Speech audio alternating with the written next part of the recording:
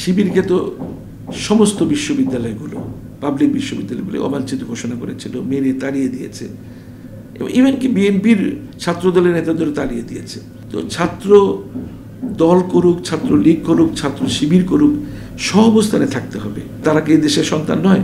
এখন যেটা করতে হবে, সবগুলো হলের প্রভোস্টকে প্রতিটা রুম সার্চ করে দেখতে হবে যে কেউ কোনো রকমের লাঠি সোটা অস্ত্র নিয়ে থাকে কিনা।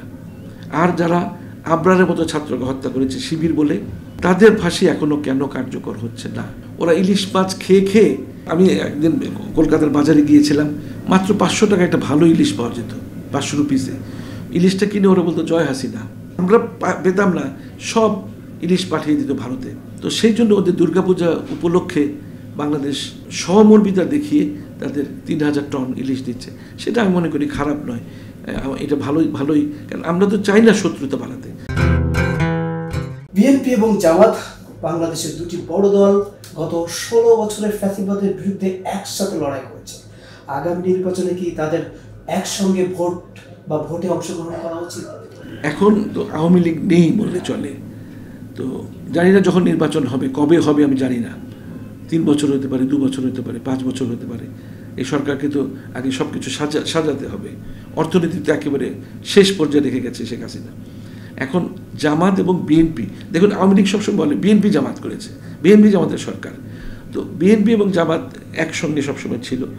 এখন জামাত একটু আলাদা নিয়ে চলছে, এবং আমার মন বলছে, আমার রাজনৈতিক যে আমি তো কলাম লিখতাম, ইনকলাবি ইত্তেফাকে নিয়মিত পলিটিক্যাল কলাম লিখেছি। জামাত থেকে শুরু করে সমস্ত ইসলামিক দলগুলো ঐক্যবদ্ধ হয়ে একটি প্ল্যাটফর্মে নির্বাচন করবে, এবং বিএনপি আরেকটা প্ল্যাটফর্মে নির্বাচন করবে। সুতরাং একজোট হয়ে নির্বাচন আর হবে না, এটা ধরে রাখেন। এবং জামাতের জনপ্রিয়তা কিন্তু দিন দিন বাড়ছে, কারণ এখন যে তার আমির আছে ডক্টর শফিকুর রহমান, উনিও ডাক্তার, আমার একই পেশা। ওনার যে বক্তব্য দিচ্ছে, বক্তব্যগুলো খুবই সুন্দর বক্তব্য হচ্ছে, এবং এই বক্তব্যগুলো কিন্তু মানুষ ধারণ করছে, এবং মানুষ কিন্তু লুফে নিচ্ছে বক্তব্যগুলো। কোনো উশৃঙ্খল বক্তব্য না, মানুষের কাছে খুব। এবং জামাত এমন একটি সংগঠন যারা দুর্নীতির সঙ্গে জড়িত না। আমি জামাত করি না, জামাতের সাপোর্ট করছি না, কিন্তু এরা দুর্নীতি করে না। আর সব দল দুর্নীতি করে, আপনি সব দলই মুদ্রার পিঠোপিঠ, কিন্তু জামাত মধ্যে দুর্নীতি পাবেন না। কিন্তু এখন যেহেতু আওয়ামী লীগ নেই, প্রতিপক্ষ নেই, সুতরাং বিএনপি একটা দল নির্বাচন করবে, জামাত এবং অন্যান্য ইসলামিক জোটগুলি আলাদা হয়ে একটা নির্বাচন করবে, এবং নির্বাচনটা হবে ওদের মধ্যেই। এবং এখানে জাতীয় পার্টি নিশ্চিহ্ন হয়ে গেছে, আরও নিশ্চিহ্ন হয়ে যাবে, জাতীয় পার্টির অস্তিত্ব থাকবে না। 2টা দলই থাকবে, একটা বিএনপি, একটা জামাত। ঢাবিতে সম্প্রতি শিবিরের আত্মপ্রকাশ রাজনীতিতে এসেছে, এটাকে আপনি কিভাবে দেখছেন? শিবিরকে তো সমস্ত বিশ্ববিদ্যালয়গুলো, পাবলিক বিশ্ববিদ্যালয়গুলো অবাঞ্ছিত ঘোষণা করেছিল, মেরে তাড়িয়ে দিয়েছে, এবং ইভেন কি বিএনপির ছাত্রদলের নেতাদের তাড়িয়ে দিয়েছে। এখন আমরা তো ছাত্র ছিলাম এক সময়। তো ছাত্র দল করুক, ছাত্র লীগ করুক, ছাত্র শিবির করুক, সহাবস্থানে থাকতে হবে, অবশ্যই সহাবস্থানে থাকতে হবে। তারা কি এই দেশের সন্তান নয়? তারা কি মুক্তিযুদ্ধের সময় পাকিস্তানের দোসর ছিল? ওরা তখন জন্মই হয়নি, ওরা তো বাংলাদেশের চেতনা ধারণ করে। তো ওরা ওদের মতো করে চলবে। ওরা বাংলাদেশকে ভালোবাসে, বাংলাদেশের জাতীয়তাবাদকে ভালোবাসে, ইসলামকে ভালোবাসে। ওরা তো কোনো, আর এখন ওই লাঠি সোটা হকি স্টিকের দিন কিন্তু ফুরিয়ে গেছে। ঢাকা কলেজে ছাত্ররা হল সার্চ করে করে অসংখ্য হকি স্টিক থেকে শুরু করে দেশীয় রামদা, দেশীয় অস্ত্রশস্ত্র উদ্ধার করেছে। এখন যেটা করতে হবে, সবগুলো হলের প্রভোস্টকে প্রতিটা রুম সার্চ করে দেখতে হবে যে কেউ কোনো রকমের লাঠি সোটা অস্ত্র নিয়ে থাকে কিনা। আর যারা আবরারের মতো ছাত্রকে হত্যা করেছে শিবির বলে, তাদের ফাঁসি এখনো কেন কার্যকর হচ্ছে না? তাদের ফাঁসি অবিলম্বে কার্যকর করতে হবে। ক্যাম্পাসগুলোকে কিভাবে সন্ত্রাসমুক্ত রাখা যায়? ক্যাম্পাসকে শান্তিপূর্ণ রাখতে হলে নির্বাচন দিতে হবে, যেটা সবসময় ছিল। সেই এরশাদের মতো স্বৈরশাসকের সময়ও কিন্তু ডাকসু ইলেকশন হয়েছে, সবগুলো বিশ্ববিদ্যালয় ইলেকশন হয়েছে।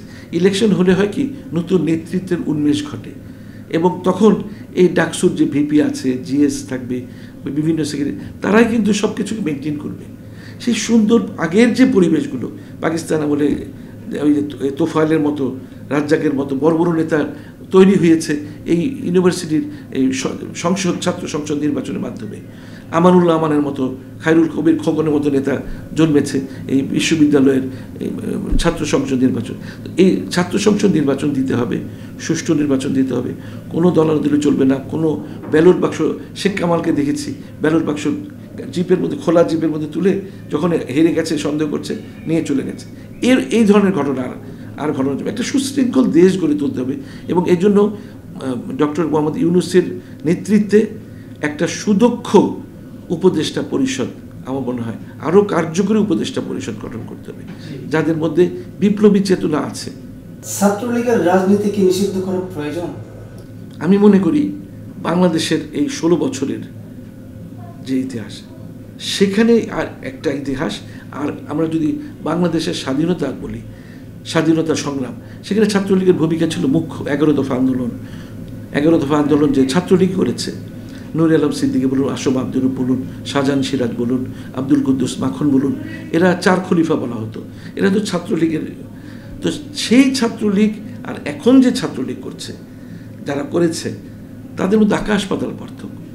তারা অন্য কোনো আদর্শকে তারা ধারে কাছে ফিরতে দেবে না, না ছাত্র দল, না ছাত্র শিবির, না ছাত্র মৈত্রী, এরা কাউকে শুধু ওরা নিজেরাই, শুধু এরা একটা সন্ত্রাসী সংগঠন।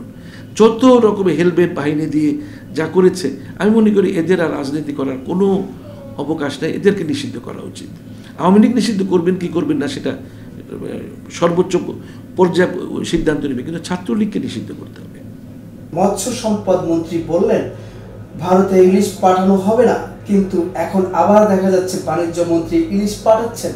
এই বিষয়ে আপনার মতামত কি? আসলে বাংলাদেশের মানুষ তো খুব সেন্টিমেন্টাল এবং সিম্পেথেটিক।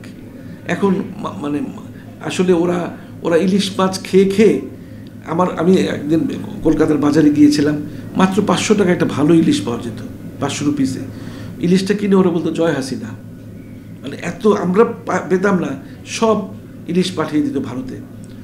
তো সেই জন্য ওদের দুর্গাপূজা উপলক্ষে বাংলাদেশ সহমর্মিতা দেখিয়ে তাদের 3000 টন ইলিশ দিচ্ছে। সেটা আমি মনে করি খারাপ নয়, এটা ভালোই। কারণ আমরা তো চাই না শত্রুতা বাড়াতে, আমরা চাই ভারত আমাদের বন্ধু থাকুক। বিশেষ করে আমি মমতা ব্যানার্জির খুবই একজন ভক্ত। সে মুসলমানদের পক্ষে সবসময় খুবই উচ্চকৃত কণ্ঠে কথা বলে যে আমি যতদিন আছি মুসলমানরা নিরাপদ পশ্চিমবঙ্গে, এবং পশ্চিমবঙ্গ নামটাকে উনি উঠিয়ে দিতে চাচ্ছেন, বাংলা করতে চাচ্ছেন। এবং এমনও বলেছেন উনি যে বাংলার জন্য, পশ্চিম বাংলার জন্য এখন তো বাংলা নামটা উনি চালু করতে চাচ্ছেন, আলাদা জাতীয় সঙ্গীত থাকবে একটা। তো সেই একটা পর্যায়ে আমি এটা ভবিষ্যৎবাণী আজকে করে রেখে যাচ্ছি আপনার কাছে, যে পশ্চিম বাংলা এবং বাংলাদেশ হয়তো এক হয়ে যাবে, যেটা সোহরাওয়ার্দী সাহেবের থিওরি ছিল। সোহরাওয়ার্দী সাহেব চাচ্ছিলেন যেটা গান্ধী, নেহেরু এবং জিন্না সাহেব বাধা দেওয়াতে 2টা আলাদা দেশ হয়ে গেল, কিন্তু 2টা দেশ হয়তো আবার মিলে যাবে। ওয়েস্ট বেঙ্গল এবং পূর্বেকার ইস্ট বেঙ্গল, এখন যেটা বাংলাদেশ, সেটা একদিন এক হবেই, এটাকে আটকাতে পারবে না। আর এই চিকেন নেক নিয়ে যে ভারতের যে টেনশন, যে মাত্র 22 কিলোমিটার একটা চিকেন নেক, এটা দিয়ে 7টা যে 7 সিস্টার সঙ্গে যুক্ত রয়েছে ভারত, মূল ভারত। 7 সিস্টার যদি কোনো কারণে চীন যদি দখল করে ফেলে, তাহলে কিন্তু ওই 7 সিস্টার সম্পূর্ণ আলাদা হয়ে যাবে। ভারত তখন এদিক শ্যাম রাখি না কুল রাখির অবস্থা হয়ে যাবে। তো ভারতকে এখন ভাবতে হবে নতুন করে, বাংলাদেশকে আর সেই সেবা দাসের মতো রাখা যাবে না। বাংলাদেশ এখন একটা বড় শক্তিতে পরিণত হচ্ছে। বিশেষ করে বাইডেনের মতো প্রেসিডেন্ট আমাদের ইউনূস সাহেবকে সাক্ষাৎ দিচ্ছে, এটা বিরাট ব্যাপার।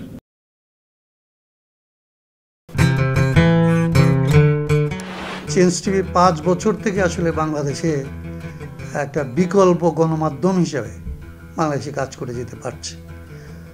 জনগণের যে অকুণ্ঠ সমর্থন এবং গ্রাহকদের, দর্শকদের তাদের যে ভালোবাসা, এই ভালোবাসা অটুট থাকবে এবং আরও এটা বাড়বে, এবং চেঞ্জ টিভি এইখানকার আসলে গণমাধ্যম, সত্যিকারের গণমাধ্যম হয়ে উঠবে, মানুষের মাধ্যম হয়ে উঠবে। মানুষের প্রতি গণতান্ত্রিক রাষ্ট্র গড়ার জন্যে আসলে যেই ধরনের রাজনৈতিক সংস্কৃতি এখানে গড়ে তোলা দরকার, সেইটার ক্ষেত্রে নিরলসভাবে কাজ করবে।